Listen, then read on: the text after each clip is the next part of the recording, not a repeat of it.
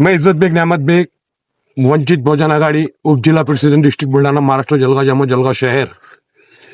कैसे हो देशवासी हो? अभी हमारा पवित्र महीना चल रहा। अल्लाह का एहसान है कि हमारे भाई रोजे रख रहे।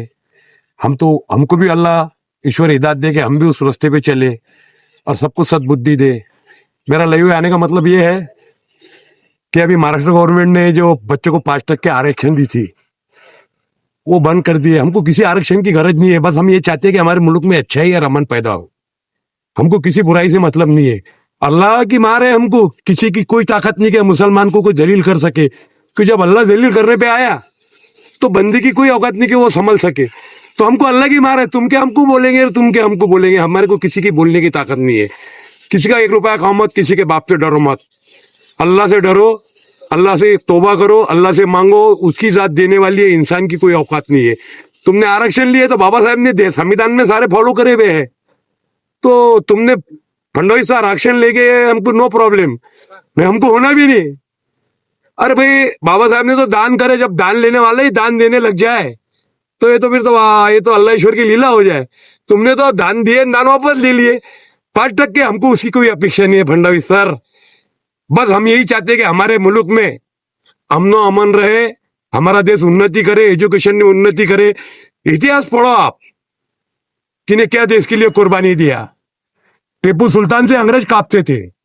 मेरे भाइयों, मैं कान पकड़ता अगर किसी भाई को बुरा लगता होगा तो जिसने बलिदान दिया देश के लिए वो उसको तो बड़ा फील होता।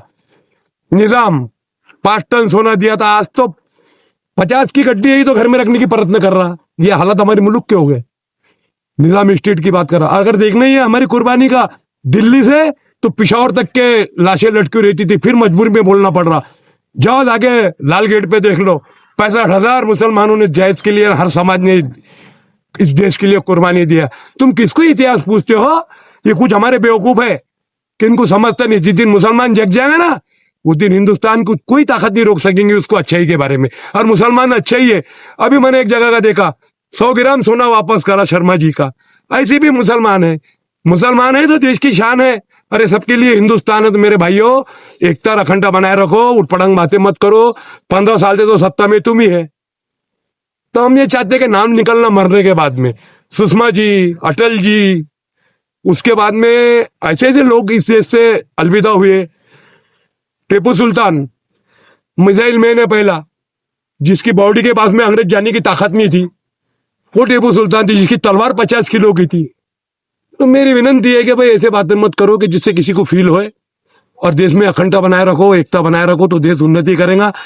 ये मत सोचो बस खत्म करो। देख जाने वाला नहीं ना, अब्दुल जाने वाला नहीं। हिंदुस्तान सबका है, सबके लिए अच्छाई के लिए, अमन के लिए दुआ मांगो, ईश्वर से अल्लाह से प्रार्थना करो और अल्लाह हमें सद्बुद्धि दे, किसी की टट्टी खाने की बुद्धि ना दे, अपना कमाना अपना खाना। जय हिंद, जय महाराष्ट्र।